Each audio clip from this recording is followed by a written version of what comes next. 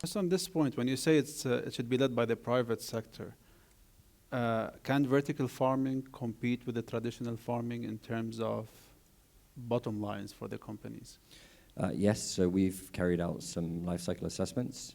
It will be crop specific, so not every crop will be able to compete. But if you look at the fact that a vertical farm is effectively a 30 to 50 year asset, and you look at it over that lifetime, you look at things like food miles, which is actually a very small contributor to emissions relative to things like energy consumption over that period, you can still unbelievably compete. I think, 3 or 4 years ago, people didn't think that was possible, but there are studies, peer-reviewed studies from top academic institutions where it has been shown that yes, despite the fact that we're effectively replacing the sun and moving production indoors, we can compete.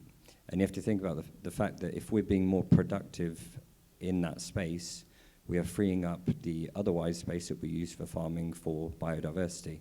So in our farms, for example, we don't just do food, we do forestry as well. And we'll do the effectively the nursery crops, and we find that because of the way that we've grown them and the light spectra that we've used and the growing algorithms, they have a much higher survivability rate once they're planted outside.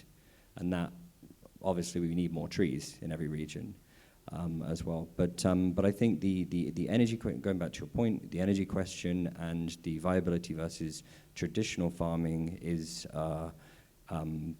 getting there. But I'm not going to stand here or sit here and say that this is a solution that's going to replace everything.